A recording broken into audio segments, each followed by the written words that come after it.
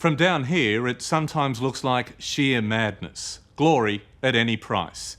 But there's something about Everest, a mystique that lures adventurers from all over the world, too often to their death. In fact, more than 200 people have died trying to conquer the mountain, at least a dozen so far this year. We've just lost pioneer Australian climber Sue Fear in the Himalayas. And of course, there's also Lincoln Hall, presumed dead last week, then miraculously rescued. His survival is the stuff of legend.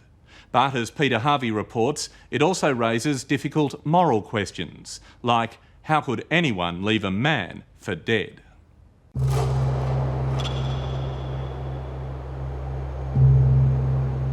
It soars 8,850 metres into the heavens.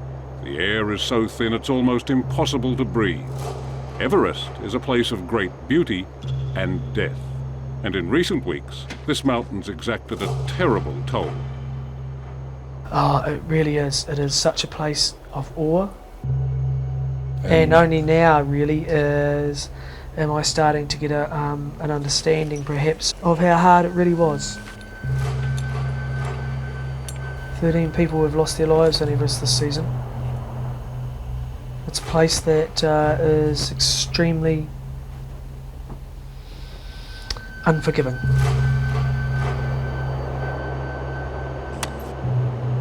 Two weeks ago, double amputee Mark Ingalls realised his dream to climb Everest. Just overcoming the physical handicap was extraordinary enough, getting to the summit a tremendous personal victory. And on the way up, he saw this tempestuous mountain in all her moods. As soon as you step on it, as soon as you start walking up the glacier, you know you're somewhere pretty special. As soon as you start moving along the summit ridge and you go past people that are dead, you look down and you see bits of down that indicate people's bodies. You know you're walking along a pathway that many people will falter on. That's Everest. This year saw Everest's worst ever climbing season. But amidst all the tragedy came the remarkable story of Lincoln Hall's survival against seemingly impossible odds. Left for dead just below Everest summit, Hall made a dramatic return to base camp, frostbitten and incoherent, but still very much alive. But yeah, I'll tell her you're well, come on. Yes, I'm well. You're always saying I'm well, Lee, that's what I need to tell you. Yeah, they've been forcing food into me, bastards. As Hall recovered in a Kathmandu hospital, serious questions were being asked about why so many people died on Everest, and how climbers could walk past fellow mountaineers who were clearly in trouble. It seems, in the mad rush for the summit, towering ambition got in the way of common sense and basic human values. It's almost a free-for-all, and it's inevitable, in my view, that these things occur. Now there's so many numbers that I really believe that it's blinkering people. It's a pressured situation. You know, everyone's out to get to the summit, and it's ugly. They're on the top. Tim McCartney-Snape is Australia's most celebrated mountaineer. He's climbed most of the world's highest peaks, including Everest twice. The first time was back in 1984 with a team that included the Lincoln Hall. But on that attempt, Hall had to turn back with altitude sickness just before the summit. Lincoln made a very sensible decision. If he'd kept going, he would have, the pace he was going, he wouldn't have made it to the top. But these days it takes far more than that for climbers to turn back. They've invested too much time and money to lightly give it away. The majority of people who go to Everest are trophy hunters these days. There's a terrible poverty in spirit in people who think that Everest can be a trophy. I believe, unless it's done in the spirit of real mountaineering, it doesn't have much value. How's your chest? Oh, this is not good. Yet. While Lincoln Hall was lucky enough to be saved by a passing climber, It was the death of British mountaineer David Sharp that highlighted this single-minded obsession with reaching the summit. At least 40 people passed Sharp, who was still alive, as they made their way up the mountain. Mark Ingalls was one of them. What did you think at the time?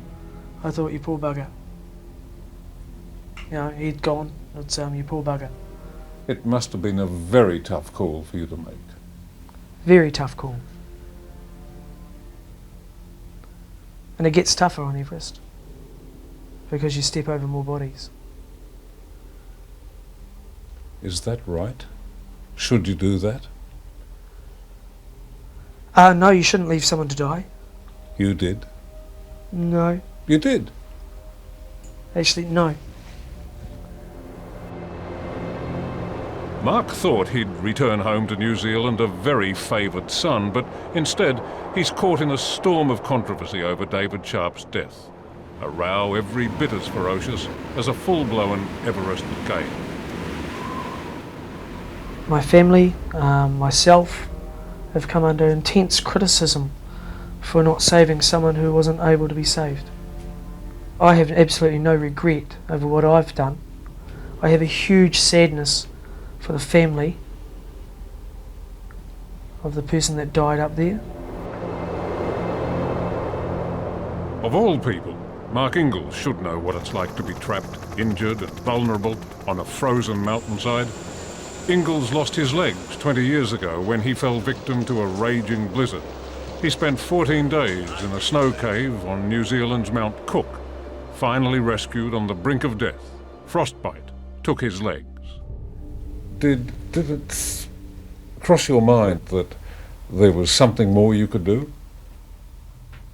For them? Because of what you are and who you are. But for them? No, Probably the opposite, really. It was get out of the way.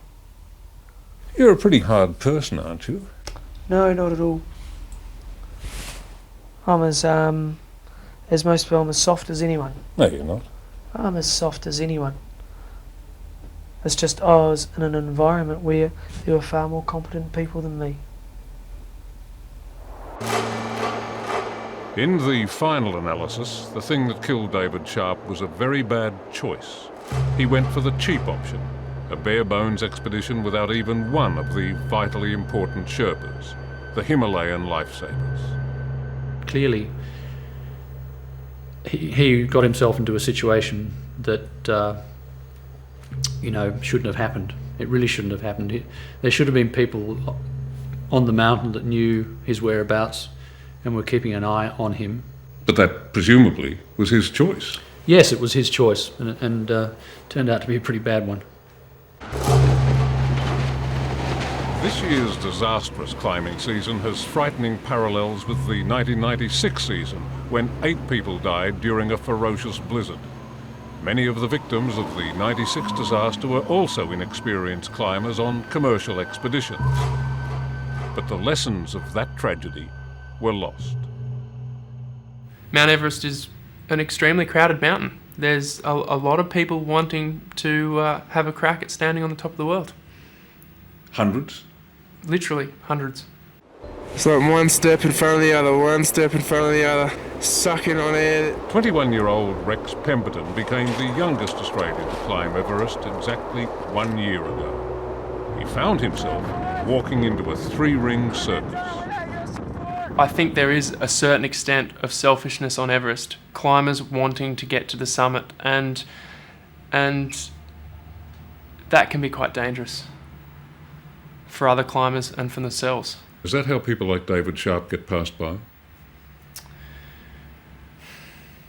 In a way, I guess so, yes. Can you conceive of a situation where you'd walk past a person lying in the snow? If I was there on the summit ridge of Everest and there was a body or a injured climber lying in the snow, I would have to make that decision at that point in time. And I'm honestly sitting here in Australia, I'm not sure what I'd do.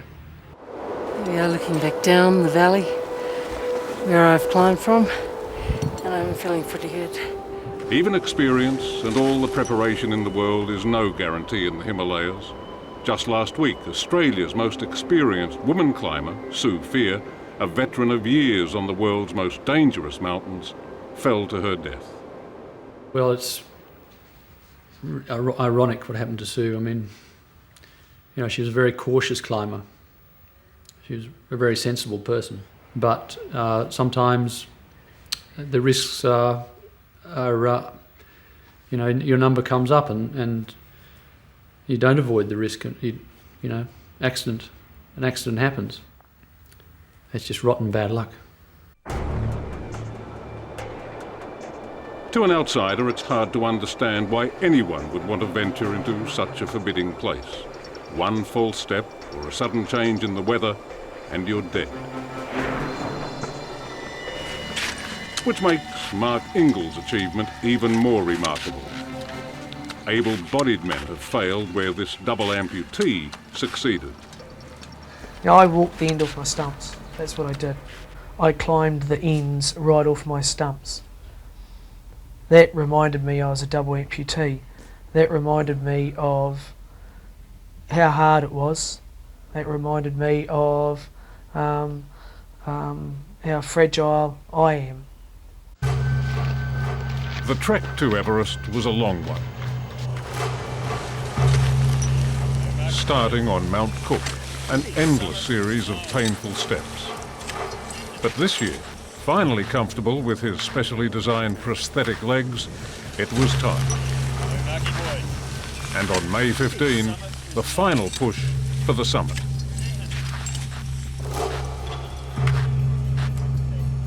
You come out and you're on the summit ridge of Everest. It's only about 20 metres away, the summit.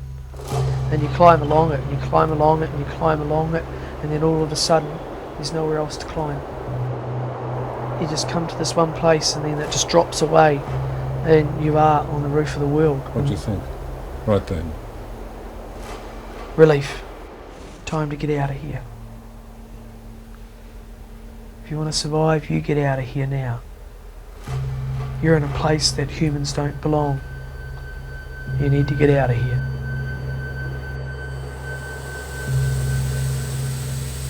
But that wasn't the end of it. Ingalls is paying a very heavy price for the climb of his life. He's now spending a lot of time in this hyperbaric chamber at Christchurch Hospital in a probably futile attempt to save his frostbitten fingers. Demarcating there definitely is. How is he? Well, I think Mark's in amazing shape for what he's gone through. He's got obviously awful problems with his fingers and his stumps, and you've lost a bit of weight, haven't you? Yeah, about time too. Yeah, about time. But you know, overall, he's in great condition. Was it worth it? Oh yeah. Why? Stand on top of Everest and find out. Yeah, that's the essence. Yeah, fight your way to the top of Everest and fight your way back off it, and it's worth the odd pinky. I'm a bit disappointed about the stumps, but worst comes to worst, I'll just be a wee bit shorter. Everest is simply overpowering. To the mountain people, it's a goddess. She can be benign. She can also be terribly cruel. It's a place where human life is just hanging on by a thread. If you take it for granted, you'll kill yourself. But all the danger and all the hardship is no match for the lure of the mountain. It's an attraction that may be fatal, but it's an attraction no mountaineer can resist. Everyone focuses on what it's like to stand on top of Everest. That's not what it's like. It's what it's like once you get back down and you look back up and you know you've bloody done it. That's what it's about. That's what it's really about.